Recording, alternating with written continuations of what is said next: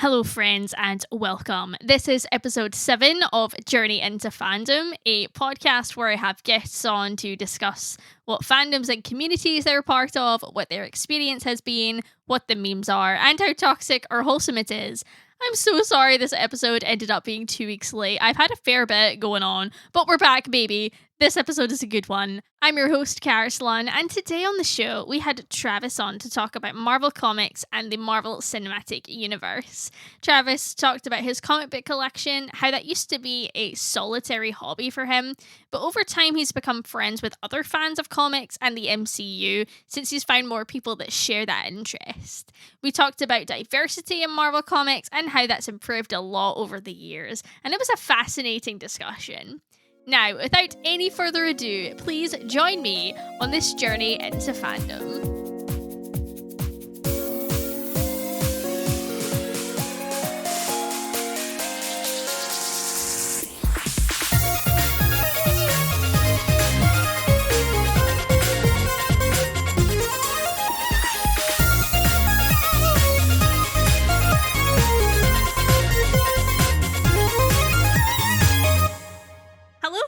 And welcome to another episode of Journey into Fandom.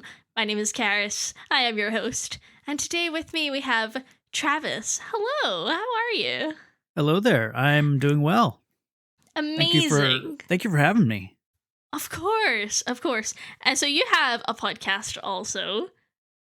I do. I have a couple.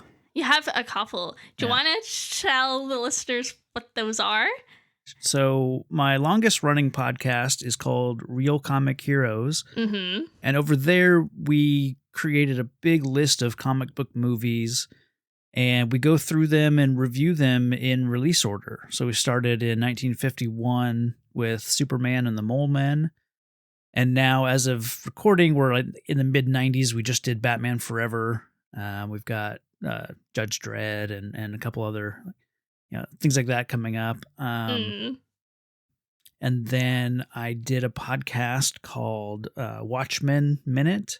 Okay. And it's part of the movies by minutes genre. I don't know if you're familiar with that at all. I don't think so. I'll have to look this up later. So it was started by Star Wars Minute, where they took Star Wars, the entire franchise, and went through it 1 minute at a time.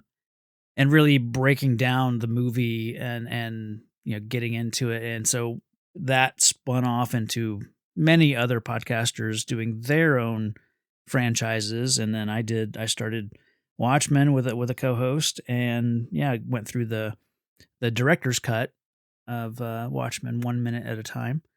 Amazing. It's I know it sounds crazy. That sounds so much fun. Yeah. So how far have you got through it so far? Watchmen Minute is completed. That one's done. Oh, you're finished. Oh. Yeah. And then my new podcast is called Marvel Events Timeline, where I'm kind of merging the two, like my Real Comic Heroes and the Movies by Minutes idea. And we're going through the Marvel comics history one event at a time. Okay. Starting in the 30s when it was created. So much fun. I will definitely have to check these out later on. Amazing. So today we're going to be talking about Marvel Comics and also the MCU. I'm hyped for this. So what I get people to do, I'm sure everybody is familiar with both of those things, but I do like to do this. I like to put my guests on the spot and give them 2 minutes to explain the topic, give a condensed wiki article version of what we're gonna be talking about. Would you be up for this? I think I can do it. Okay, let's go. Amazing. All right. I have got 2 minutes on here. Oh, you're literally going to time me. I'm going to literally time you. Are you ready for this? Yeah, let's go. Okay, all right. So 3, 2, 1, go. In 1939, Martin Goodman publishes Marvel Comics #1 under the name Timely Comics. his umbrella for the various comic books that he puts out Mm. shortly after Superman appeared in Action Comics #1. So his first book debuts two characters, the Human Torch and Namor the Submariner. A few issues later, in Marvel Mystery Comics number 8, 9, and 10, the Torch and Namor meet and have a fight over a few issues. So these characters, them meeting is the first time any two characters from separate stories had ever crossed paths. Batman and Superman wouldn't meet until like 1956 or 57 in the pages of a comic book. So essentially, Timely Comics created what we would know now as the shared universe. Very Timely cool. Comics changes its name to Atlas Comics. Atlas Comics becomes Marvel Comics in 1961 on the cover of Journey into Mystery number 69. And then Stan Lee creates the Fantastic Four in 1961 along with Jack Kirby. And that creates what we kind of now know as the Marvel comic universe. And Awesome. from there they go to the 80s and 90s, and Marvel is selling off all of their characters just to make money because they're not doing well financially. So they sell off, the X-Men to Fox, Silver Surfer, Daredevil, Fantastic Four, Universal owns the Hulk, Spider-Man eventually goes to Sony, and they can't. The only thing they have left are the bottom of the barrel characters like Thor, Captain America, Iron Man, Black Widow, Hawkeye, real duds, And so a man named Kevin Feige meets Jon Favreau on the set of Daredevil, Ben Affleck's Daredevil movie in like 2003. Kevin Feige was a production assistant for Fox. He worked on the X-Men movies and Daredevil. And Kevin Feige will later become the architect of the Marvel Cinematic Universe. And so, the MCU starts in 2008 when Iron Man is released, but I really think it starts back in 2003 when Kevin meets Jon Favreau. Awesome. I lost track of time. You're way over. That's because I wasn't looking at my phone. Amazing. Thank you so much. Yeah. Yeah, so this is fascinating to me because there's different people that I've talked to and they've been like, yeah, like this person or this company or whatever really innovated this thing. And I've never thought about that. I've never thought that Marvel literally innovated the shared universe, because now that's just a thing. We take it for granted that those exist, right? For sure, yeah. I mean, that's fascinating. And it would have happened regardless, Oh yeah, they were just the first to do it. And with Timely Comics and Torch and Submariner, they weren't even, they could have ended up going to any comic book company, because the guys that were working on those stories, they were just writers and artists for hire. They were working for a company called Funnies Incorporated. And they were subcontracted by Timely Comics. Hey, I just need stories to fill my magazine. So I'm going to hire Funnies Inc. to provide me with some stories every month. And so these two guys, Carl Burgos and Bill Everett, were working on those Torch and Namor stories. And they just kind of, they happened to get hired by the right person at the right time. And those stories became part of the Timely comic universe, which then became Marvel eventually. So it kind of all starts there, but it could have gone, those stories probably could have gone to DC at just as easily. So yeah, interesting. And I never knew that the Human Torch is one of the first characters. Yeah. Because and it is important to distinguish that it's not the Human Torch from Fantastic Four. Oh, it's different. It's a different character. Yeah, the one from the 30s is he's an android who bursts into flame, whereas the version from the Fantastic Four, is Johnny Storm. He's the kid brother of Sue Storm, and he's part of the Fantastic Four. And when they created the Fantastic Four, they just kind of gave them. They really took an easy way out with the names of those characters. Mr. Fantastic is not very, a difficult name to come up with. No, it's not the most creative name. Yeah, Invisible Woman or Invisible Girl at the time, The Thing, and then Human Torch. They just borrowed a name that they'd used, 20 years earlier, and Marvel did that with characters like the Destroyer. Was a name, now we know him as Drax the Destroyer. The Vision is a name that they used and is a name of a character that Jack Kirby created in the 40s, 41, something like that. So they just kind of reuse some stuff like that, I mean, I think that naming anything is hard. Yeah. So I get it. I get being like, this is a cool character. What are we going to call it? Well, they're not going to remember this name from this character way back. So let's just chuck that in there. Yeah. Amazing. Well, awesome. So tell me a little bit about your fandom journey. So when did you discover Marvel? How did you get invested? It started for me in the early 90s, 92, 93 is when I first, I definitely, it's the same year that I got my first comic book, which was a Batman comic, the issue directly after Bane broke Batman's back. And then, so that kind of stuff was going around my class, going around my school. The trading cards were real big for me because they were easy to collect. They were small. You could trade them with your friends. You could buy a pack for, a couple bucks and you get 8 or 9, 10 cards that were then tradable. So that was big for me. And then around the same time, you got cartoons like Batman the Animated Series, the Fox X-Men cartoon, and Spider-Man the Animated Series. So those were on, and that kind of contributed to just my love for these characters and got me into, eventually I'd be spending all my allowance and lunch money on comic books. And anytime I was at a store that had comic books, I would try to buy what I could.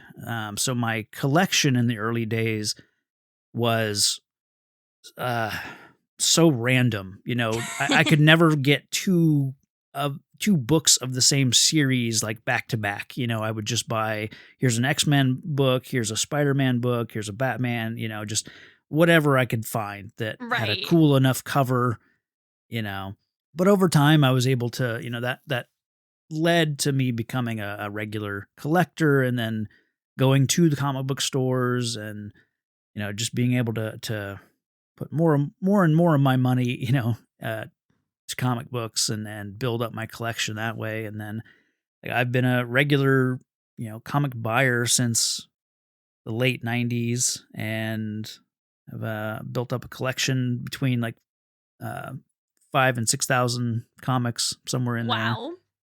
Amazing. Which, yeah. So, it's just one of these things that has kind of just been a part of my life for most of it, I guess.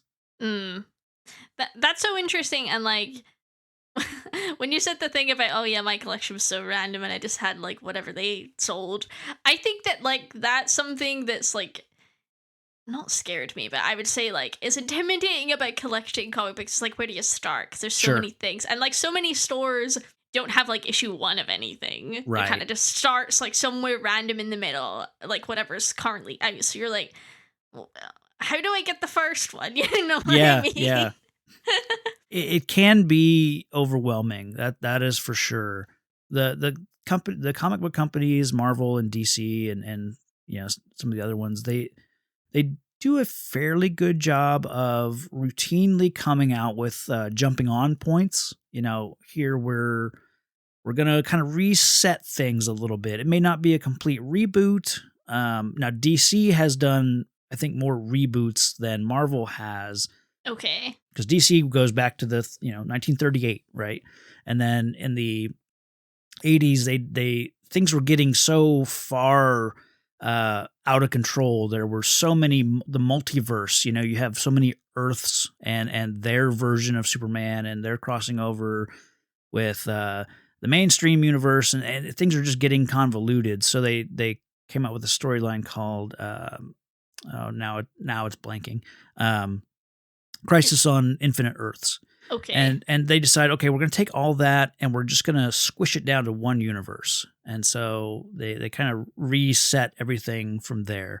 And then that goes until 2011, and they come out with the new 52 is what they call it.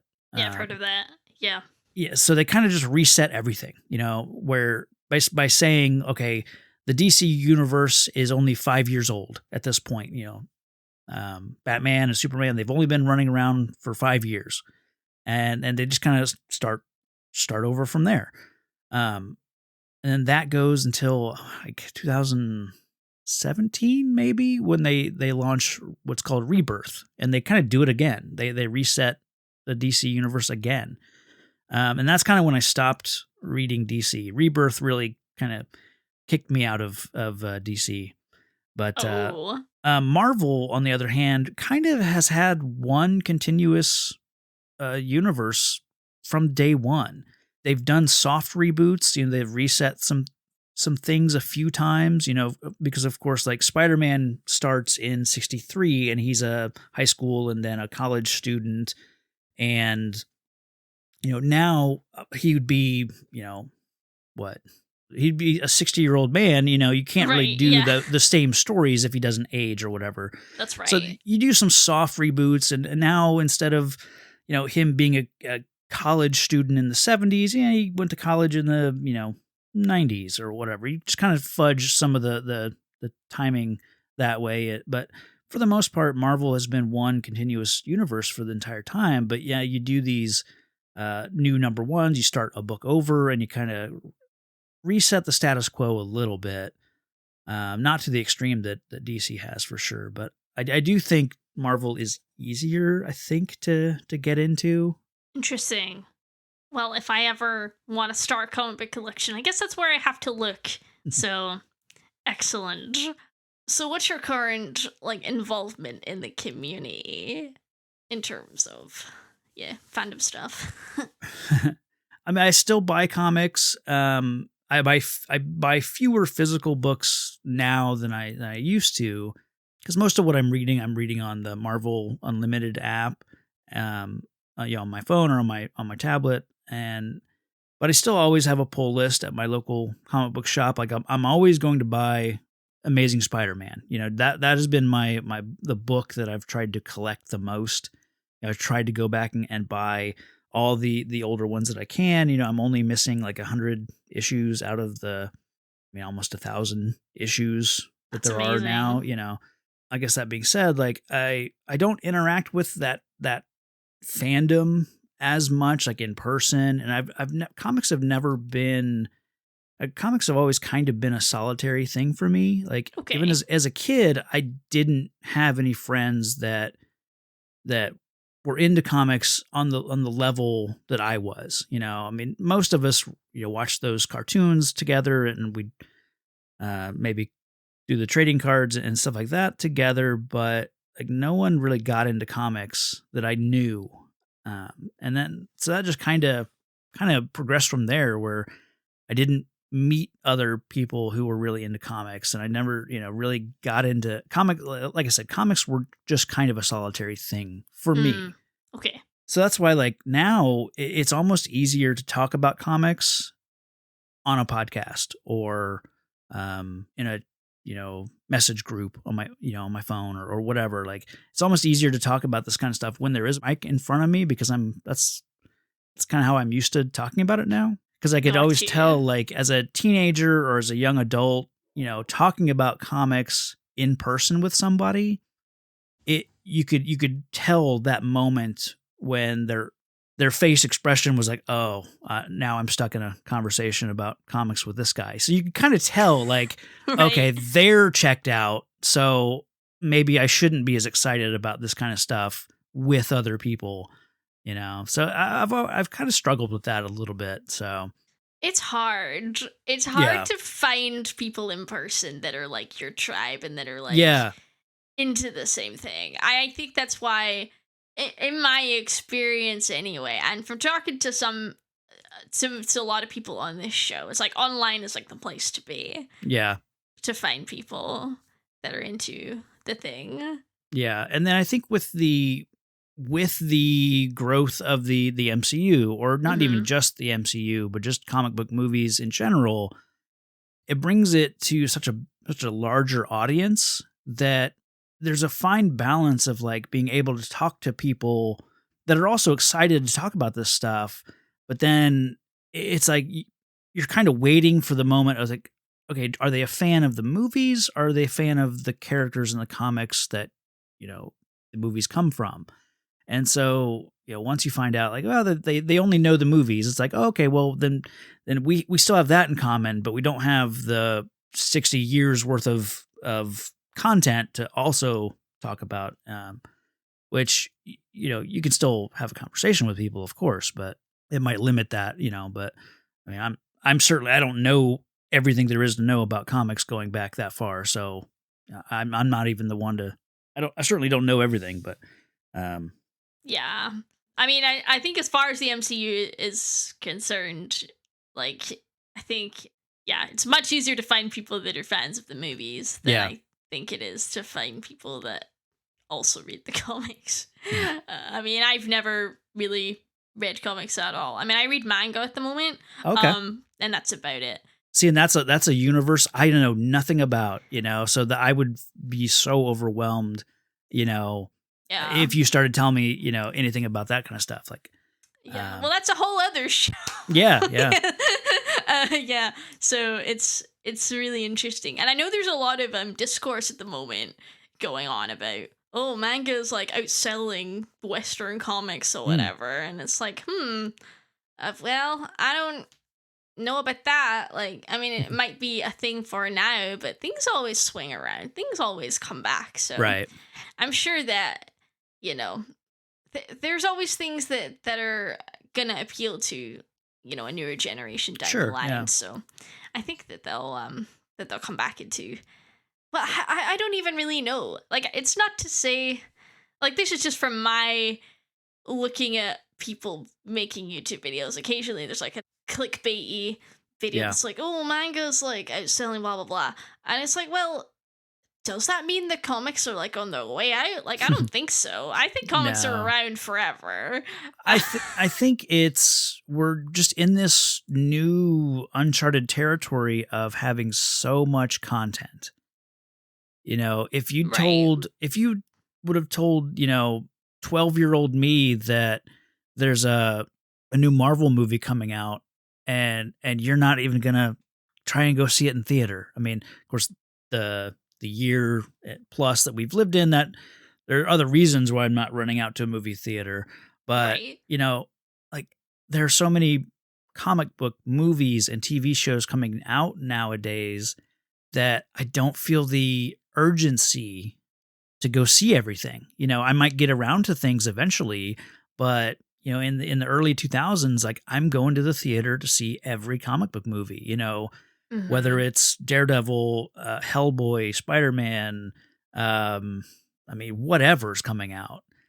Now it's like, I'll get to it eventually, maybe, because we have so much content now and it's all just spread out, So I think that applies to everything, that maybe, yeah, right now, if manga is outselling comic books, I'm not surprised, but I also think like everyone's attention is being spread out across so many avenues now, whereas before you had like one or two outlets for the your interests, I guess.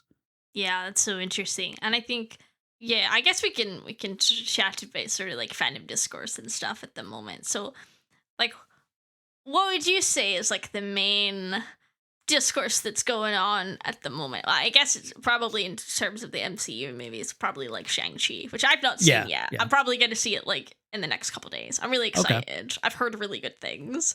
Yeah, that's definitely that's a perfect example of one that I'm super glad that it got made. I think it could have gotten made, much sooner.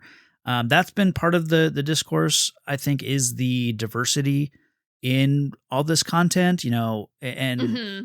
it should have happened sooner. In saying that, if we'd had a Shang-Chi movie 10 years ago, it may not have been very good, 10, 15 Yes. years ago. Now it's probably being made by the right people now with the right voices, but it's a weird, hard balance of this should have come out much sooner. Marvel should have done a female-led, movie much sooner than Captain Marvel or Black Widow. But again, like, did you have the right voices in place to tell those stories? In the mid 2000s, probably not. Interesting. Yeah, I think like the diversity thing is a lot of yeah. I think that's what draws a lot of people to manga, to be honest with you. Like not Sure. because Japanese culture is just inherently different. They're Mm. not pushing that at all. Yeah. um so and it's much more about like telling individual stories than like the same characters kind of over and over. And I think so that's interesting. I don't know what you think about that. I'm really interested to hear your thoughts on that whole aspect. But yeah, because I've not seen Black Widow either. I did want to see it, and then I just didn't get right into it. So That is one that we did the Disney Plus, like, whatever, you pay the amount and you get it, at home right away. So, and that, I'm glad we did that. I think it was a well-made movie. So going back, what you wanted my thoughts on what exactly? on the whole, like, I guess the perception that Marvel, DC, Western comics are pushing diversity, I guess, over story is the kind of discourse that I see sometimes. I think that's probably a fair point. I think, every it seems like every couple weeks, we're announcing, whether it's in movies or in comics, there's a new minority character. They're coming out with. We're introducing Kamala Khan as part of the Ms. Marvel. That series. She's coming out with a series, and then in the Captain Marvel sequel, The Marvels, I think. So you got that character who's been huge for several years in the comics. I think another area where it's been successful was the Spider-Verse. When with bringing Miles Morales, who has been a fan favorite for probably nearly a decade. Maybe, I don't know how far back he goes. Maybe 2007 or 8. Maybe, I guess. That movie is so good. Yeah, I mean that. I can't wait for the sequel. Yeah. So I do think these companies they're trying to increase their minority characters, or their characters that connect with different fan bases. You're seeing a lot more LGBTQ characters, which is great. Yes. I do, I hope, and maybe this is where the manga stuff is more successful. I just hope that there are the right stories behind these characters, and not just, we want to make headlines by making this character gay, Right. So yeah, I hope there's a reason to tell that story, not just, we want to make headlines, And I think that's hard Yeah. because it's so difficult. It's a really Yeah. hard balance, I think, because I think a lot of people are upset that a race, or whatever, or sexuality is not really a character trait. It's Sure. just, it's not a personality. It's just a thing, which is great, and that's fine. But it's like, what else have you got? Yeah. Yeah. And but then I think there's a lot of other people that are just slandering characters in general because they don't like the idea of, Sure. this is my thing and I want to hold on to it. So the characters have only got to be, male and straight, or Right. whatever. I don't know. So I think, yeah, it's hard. And it's especially hard, I think, with the Marvel side of it, where, it started, let's say it started in 61 with Fantastic Four, and it goes from 61 until 66 before Marvel creates Black Panther. And then, so that 5 years in between there, got a handful of African American characters in the comics, or characters of African descent, but never like a few of them might have had a speaking line in the comics, probably not that Right. many. And then all of a sudden, Black Panther shows up but it's still another year goes by, I think, in it's part of the Ant-Man, maybe it's in Avengers, but they create a character called Bill Foster who eventually becomes a Goliath. I probably call him Black Goliath, I think, because every black character gets, black in their title, which, that sort of thing was so slow to roll out, Yeah, you definitely needed that diversity much sooner. But again, the people creating these comics, they don't have a diverse background, But I do think like Stan Lee and I think Jack Kirby, like they tried, Yeah. And I do think it was coming from a place of acceptance and tolerance, trying to promote that message. There's a great quote. Actually, have it here from Stan Lee.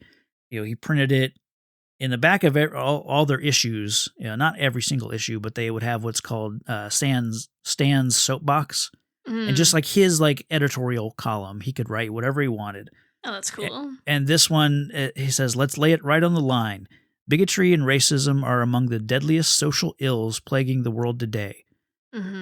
It's totally irrational, patently insane to condemn an entire race, to despise an entire nation, to vilify an entire religion. Sooner or later, we must learn to judge each other on our own merits. Sooner or later, if a man is ever to be worthy of his destiny, we must fill our hearts with tolerance." And so, stuff like that. That's great. It is great. 10 out of 10. Good job, Stan Lee. He knew what was up.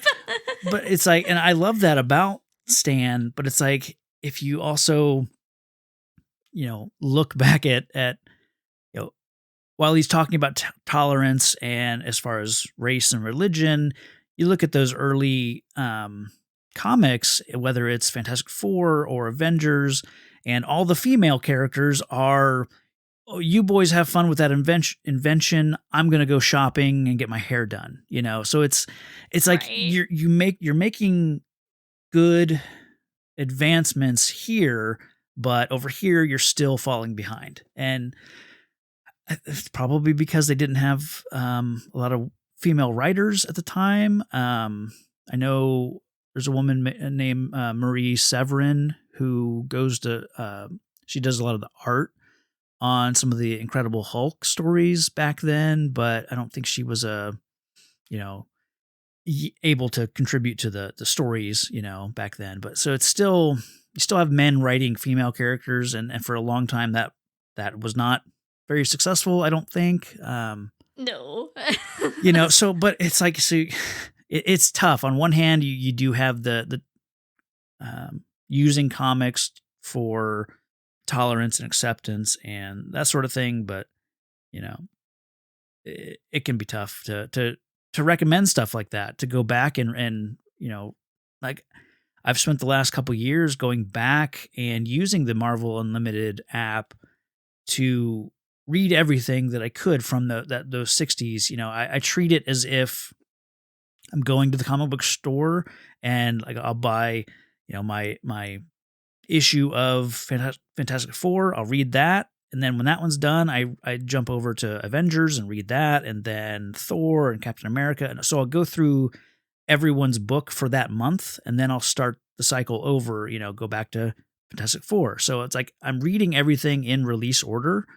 And what I'm finding is like some of the stories are really fantastic, but some of the characters are not that, well established or well, Right. thought. So it's hard to recommend like going back, for comics should be for everyone. They're not written for everyone, if that makes sense.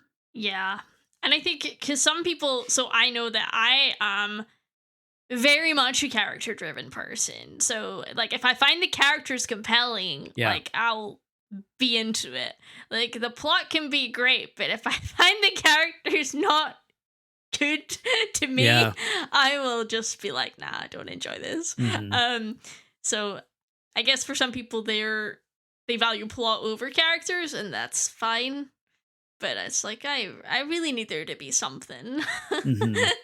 um but yeah, no, that's interesting. And I do think, like, yeah, the whole comic book industry come a long way. I mean, I think like, so. yeah, there's still some weird choices. Like, I mean, so Wonder Woman 84, that was a movie. Yeah, yeah. People don't like it. I really enjoyed it personally. Like, I understand it's not a perfect movie. I know there's many issues there. I liked it a lot. It's I just some think weird choices. yeah. I think that's one of those. I use the example of Avengers: Age of Ultron a lot, where when it came out, it was a disappointment, for the most part, right? It people didn't like it as much as the first Avengers, but it was also a sequel that had to live up to being an Avengers sequel. Right. I think it's one of those that has aged very well. I think if you go back and rewatch that movie, I think it's great. A lot of great character moments in that. You know, some good Thor moments. You get Vision picking up Thor's hammer. Like just great moments. Vision's probably the standout character in that movie, of course. But I think, given separating that from trying to live up to its release, I think it works much better. And I think Wonder Woman 84 is going to be a movie in 5 years. When you rewatch it, it's going to feel a lot better because it's not trying to live up to the hype of the first movie. You can just watch it as a movie, and you're not trying to watch it as the brand new, has to live up to the first one sort of expectation that I think a lot of these movies get. And so if a movie isn't amazing right off the bat, give it some time. Like, go back and rewatch it in a couple years, and you might really like it. Yeah, I think that's good advice. There's a lot of movies that I need to rewatch I've not seen for a long time. Like, Sure. I remember rewatching Guardians of the Galaxy Volume 2, like, Yeah. about, I don't know, 3 or 4 years after I saw it the first time, and being like, this movie's great. It's way better than I remember it being. That's still one that it hasn't gotten better on my rewatches. I'd never really cared for that one. It's on the lower, if I rank the entire MCU, it's always on the lower end. But whereas like a movie Interesting. like Age of Ultron, it gets better and better each time, So I just don't. for example, just for Yeah. comparison, yeah. I don't think I've ever rewatched Age of Ultron, so I'm gonna have to do that. Yeah, I think for me, these events are kind of like an event, and Mhm. like, I don't necessarily, because there's so many. Yeah. It's like I don't necessarily go back and like watch them again, apart from the Sure. ones I like really enjoyed, such as Doctor Strange and Yeah. what else? I don't know. Probably like the Guardians films and some other ones, but yeah. So, are there any online content creators that you follow that sort of cover comic books or like the MCU? And do you think that they represent the fandom well? I- it's hard to say. I mean, I think for me, like, as far as creators go, Kevin Feige is that name that I kept thinking of. Like, he's the architect of the MCU. He's outstanding. Yeah, and I So think good. I think that's where some other franchises have been less successful, because they haven't had somebody at the helm like a Kevin Feige. I think DC has needed someone. Clearly they tried to make it Zack Snyder, and he wasn't the guy. With Star Wars, I think they needed someone, and they shouldn't have tried to put it all on a J.J. Abrams, or they needed Mhm. someone to take the story and give them an outline at the start, and I think Kevin Feige's done that. But yeah, I think that's why they've been so successful. But then, as far as like other voices in the fandom that I think, pay attention to like what there's a guy named Mark Bernardin. He's a podcaster. He does a lot of stuff with Kevin Smith. And of course, Kevin Smith is another voice, I think, in the fandom that has been around for a long time. And I think overall has been a positive voice in the fandom. But kind of his co-host, Mark Bernardin, I think is another person that is worth paying attention to and like following on like Instagram or Twitter, or kind of just has an interesting point of view, I think. Cool. Yeah, I really like to take a deep dive into what's going on in the YouTube sphere and what people are saying on Twitter. So that's fun. I'm not a YouTube guy. You had the question about like what platforms, I forgot about that. And yeah, YouTube is not my thing. I can't just watch videos. That's why podcasts are so great for me, because I can, I'm fortunate enough to have a job that I can listen to music or podcasts all day long and still do my job, and so that's why audio is much better for me. Whereas I can't really watch a video, that often, or I don't have that desire to watch someone's YouTube channel as much as I do make a podcast out of it, and then we're good, I think the Weekly Planet is a podcast that I think have they're great content creators, great voices to listen to. We love them. They're so good. Yeah. And where was I going with? So then the other platforms like Reddit. Reddit is overwhelming for me. I missed the boat on Reddit. Yeah, I've never looked at it. Yeah, so I think if I'm going to interact with people online, it's probably going to be Facebook. It's probably going to be in a group, in a specific type fan group. There's some Marvel ones that I'm in. There's the various like Podmate groups, that spin off of the Weekly Planet kind of world. So many of those. Yeah. And they're so good. Yeah. So. Yeah. I'm in a bunch of great mate groups. Yeah. I started one, propagating mates for anyone who's into like houseplants or gardening. So. Oh, that's cool. Yeah. So I'm trying to grow avocados. Fun fact. It's not, it's going all right. We'll see. I have a friend who's a plant tuber. He makes YouTube videos about avocados and other things. So nice. That's so fun. I might have to check that out. Yeah. See if I can get some avocado tips from people. Awesome. So, have you ever been to any like cons or anything like that? Met people? I've only been to like 3 comic conventions, and that's only in like the last 4 or 5 years. They were, I live in Indianapolis, which oddly is like, it's a big convention town because it's like very centrally located, easy to get to. It's cheaper than Chicago, etc. But we didn't really have any big conventions here. Okay. So like as a kid, I had heard of comic book conventions, but that was something that happened in Chicago, New York, or San Diego. Like to me, like I didn't understand that every city, every summer had Comic-Cons, because there just weren't really any here. And, I wasn't going to travel for something like that. It wasn't, that just wasn't a thing that was ever going to happen, So then once I got old enough to kind of do things on my own, drive myself, or had money, it still just timing wise, it never really worked out. It always seemed like the idea of driving to Chicago to go to Comic-Con just seemed like, who does that? Right. It's totally like now it's totally, reasonable thing to do. It just seemed overwhelming.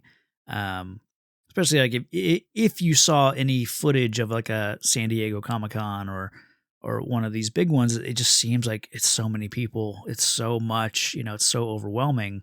And again, like for me, comics were very a singular kind of thing. Like, why would I want to go to a convention center and be around, in a sea of people doing this thing that is a very personal thing? So I think that's what kept me away for so long. Interesting. And then, we finally got some like in the same year, we got 2 Comic-Cons in Indianapolis. And so I went to the first one for both of them, I think that year, and had a good time. You know, met some comic creators, you know, got some stuff autographed and built built up my Amazing Spider-Man collection. You know, I found a lot of key issues that I would never have found by, you know, going into my comic book store week after week, you know, because they just don't bring in they don't add to the back issues that much, you know. Yeah. So now it's like, okay, I understand now, and there are panels that you can attend, and you can, you know, hear people talk and that sort of thing. And now it's like, yeah, I totally get it now. But as far as like meeting friends along the way, like that I think has come from podcasting. I've made friends with that, you know, I do have comic book conversations with now. Mm-hmm. Through podcasting, I met a friend named Brian, and he and I, you know, just going back and forth in a messenger about what we're reading on Marvel Unlimited. Like we would just recommend things to each other to read, and that's where our my Marvel Events Timeline podcast came from. He's my co-host over there, and you know that just came from talking about comics and recommending things to each other. And then I think one of us recommended something, and then I mentioned like it'd be fun to have like a kind of like a comic book reading club, like a book club. It's like if you could do that, Cool. as a podcast, that would be fun to go back to the you know early days of comics and kind of go in release order. And that's kind of where our show started. I was like, yeah, I think there's something here. You know, I think we need to work some stuff out, and that's how that new show was born. And it's very, very new for us. We've only put out like 2 episodes, so That's awesome.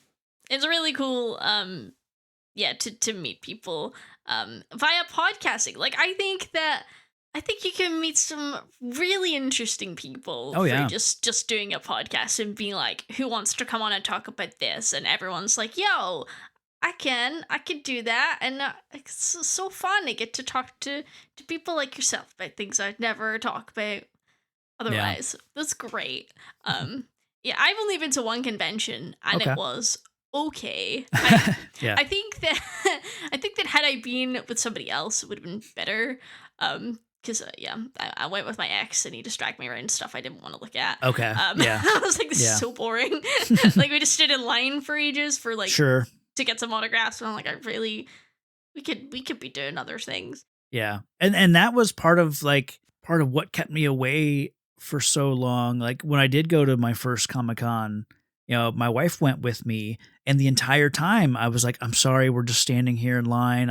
You know, she kept saying like, well, what do you want to do next? And it was tough to be like, well, I want to go stand in this line and wait for this person's autograph, you know, Right. because I know that's not what you want to be doing. And you know, it's so amazing that you're here with me, but it can be tough to be like, try and think of another person and you know, who has no interest in being there, you know.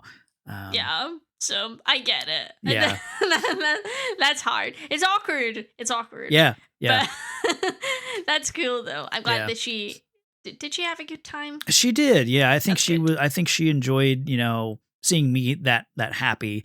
And she was like, I'll go with you for the first day, and then maybe for the second day you can take another friend. And, you know, so I ended up that weekend going with you know, her and then like a new friend each other day. That's cool. Yeah. So it made it a little bit easier, you know, but Mm-hmm. Yeah, I think like now that I would probably just go somewhere either by myself or I would meet like other people. Yeah. And be Yeah. like in a group rather than be stuck with one person. Sure. Because then you can like split off and do different things. Mhm. So I think that's the way to go. But yeah, no, I'm glad you had a good time. And I think there's such like an energy about everybody being there and hanging out Yeah. and like having a good time. It's it's interesting. But the one I went to was huge as well. It was in Australia actually. It was massive. So that was quite It can be exhausting. Yeah. I'd love to go to another one now. It's like now that especially it's been a little while, and I've got this comic book related podcast that I'd love to print cards for and distribute and talk to people about and get out there. But it's like, I'm not going to a convention this year, not this year. No. Not last year for sure, maybe next year, So it's like now I'm really excited to go to a show. But I hope I can do that safely, in the future. Same. Yeah, I'm really hopeful that next year things will open. We'll see. But yeah, so is there anything else you want to talk about? Like, so you think there's anything that's like unique to Marvel that you don't see in other fandoms? I'm just curious about that. I do. There are a couple things. Yeah. Did you know that the planet Earth in the DC universe is physically larger than our Earth? No. So in DC, it's because their comics take place primarily in fake cities. But those fake cities, Metropolis, Gotham, Star City, like they're in the same world as New York, Chicago, they're real counterparts. So it's like they had to come up with a reason why these places aren't just like Metropolis isn't just New York or whatever. Like they had to have both, but they didn't think like, well, let's just set everything in real places. They made up fake places. So I think Marvel from the get-go set their stuff in our world. And right. I think oddly, I think that contributes a lot to Marvel feeling more accessible in some small way. Like, I mean, yeah, almost everything takes place in New York City. It's like not everyone has that as a frame of reference, but it just feels a little more real, I think. That's interesting. And the one thing that when I kind of read that question, the thing that came to mind instantly as far as like who was drawn to Marvel, and one area of Marvel that I know specifically speaks to a lot of people are the X-Men. And so the X-Men were created in a time when civil rights, in America were a mess, right? You've got, I mean, just it was not a good time, Here come the X-Men. It's this team of mutants led by Professor X, who teaches them that their responsibility is to protect a world that hates and fears them. On the other side, you've got Magneto, who believes, that humanity is evil and that his brotherhood of mutants are superior, and mutants should rule over humanity. It's like they're the next stage in evolution and everything. And like for them to come out with this book at this time, and it's obviously it's a metaphor, it's an allegory to civil rights and racism. And now, would it be better maybe if they decided let's put some of the characters that were being a metaphor for, like maybe we should have a black character in the team of X-Men? Going back, they probably should have done that, but it's still like they still were representing people who didn't have a voice, or these minority groups. Now, the thing that I love nowadays is that the X-Men are a huge source of inspiration for like the LGBTQ sphere, because it's these books are full of characters who are different, who want to be accepted, And I don't know of any other comics that have that type of connection with an audience like that. I don't know what DC books would have the same type of fan base, I really don't. I mean, Superman, I think has always spoke to immigrants. He's the ultimate immigrant, but when I think about like what comic book characters or groups like this, I think the X-Men are just some of the speak to the people who, haven't had it as easy as, people like me, I think it's Right. great. So That's really cool. Yeah, I have like heard of that, I suppose, but yeah. No, I think that's interesting. And I suppose like comparing it to like DC, do they have an equivalent? I don't know. I'm sure they do. I'm sure, those fan bases, I'm sure, find something to connect to with DC. I don't know what it is because I don't have that same frame of reference, being a white man in my late 30s, like I've had an easy time, finding characters to read and so not everyone has had that easy of a time. So it's tough to think outside of that and to understand what other people, it's easy for me to assume that other comics speak to different fan bases. Maybe they don't. Maybe I assume that they do because, they might seem more alternative. I don't know. Right. I mean, I'm thinking of like Doom Patrol, but Yeah, sure. Yeah. that's a much lesser, like smaller IP than like X-Men.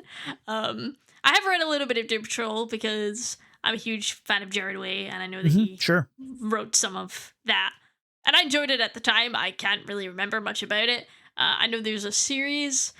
I don't even know what we have it on over here. Okay. Over here, it started on the DC Unlimited or DC whatever it was, and then got moved over to HBO. Okay. I don't even know if we've got either of those. I mean, we probably have HBO. I don't know. That is a good series. It's weird. It's trippy.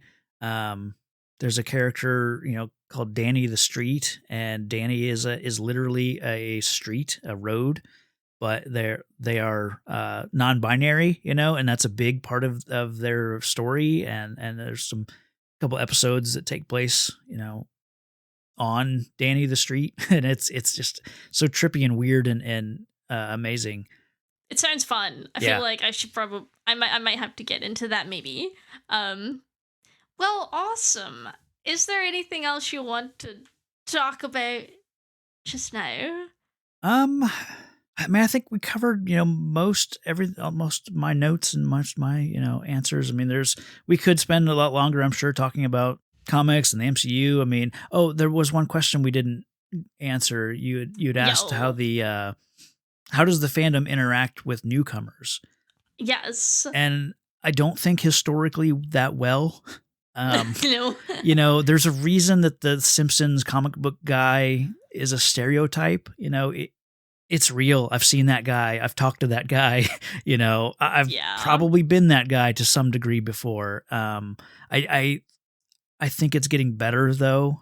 I think fandom is getting more inclusive because we're having more and more creators with different voices. Mm-hmm. It's still really hard to take a franchise, if you will, with 60 years of history and say, this isn't just for you anymore, right. But I think we're getting away from that. And I think it's better. Yeah, that's good. It's always good when, when there's less gatekeeping involved. Yeah. It's so hard when you're like so insular in like your thing to realize that like other people don't know that much about it. And like, oh, that's a stupid question. Like everybody knows. It's like, well, actually, no. It's just your circle. Well, and it's like in things being for everybody don't necessarily mean that they're no longer for you. Right. I think that's been part of why there's been so much struggle with, in the last couple of years, they'll kill off a character and then suddenly, a lot more legacy characters have been coming up lately. Iron Man gets killed off and then the mantle gets taken up by Riri Williams and becomes Ironheart.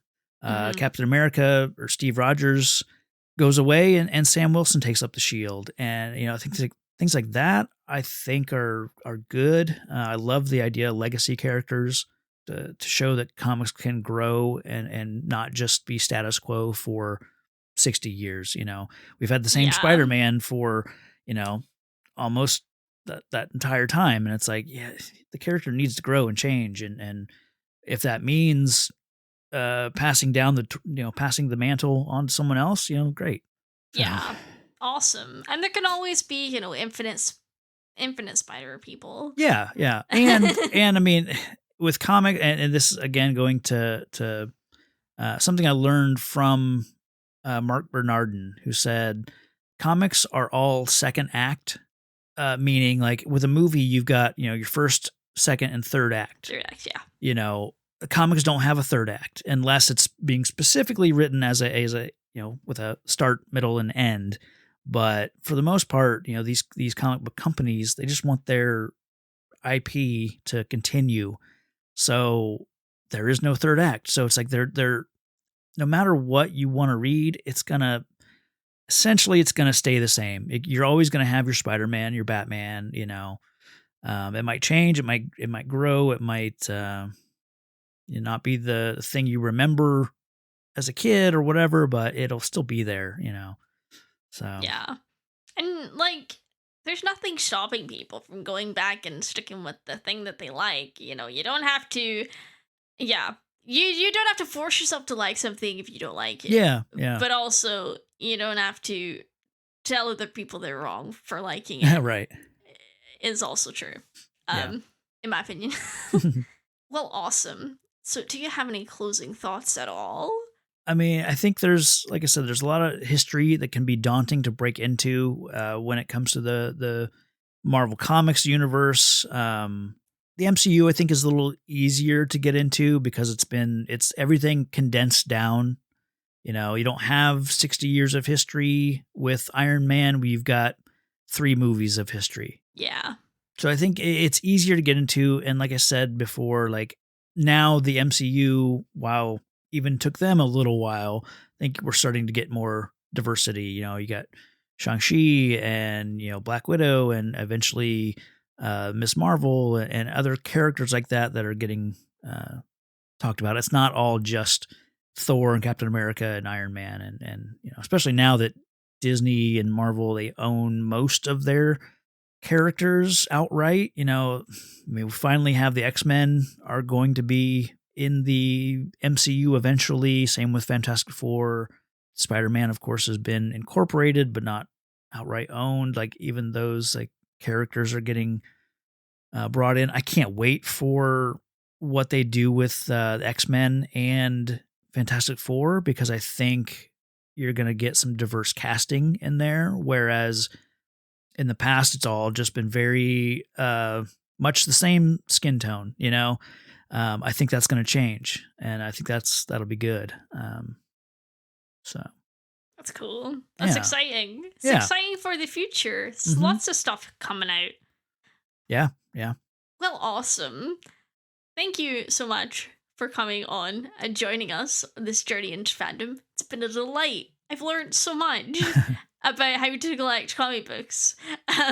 Well, thank you for having me. I know the questions you sent over, I think were well thought out and or really tough to answer. So that was good. I had to really think, Well, thank you. But no, I had a blast being on here and can't wait to hear the rest of your shows. Oh, thank you so much. So that was Travis. It was so interesting to hear about his interest in comics as someone who really viewed it as his own personal hobby and not a way to connect with other people for many years, but how as comics and Marvel movies have become more accessible, he's been able to share it with others. My name is Karis. You can follow Journey into Fandom on Twitter at j_into_fandom. I am at Carison Ford on Twitter. That's CARYSSONFORD. Please also join the official Discord for all my podcasts. You can support the show by visiting patreon.com/journeyintofandom. Thank you for listening. Bye.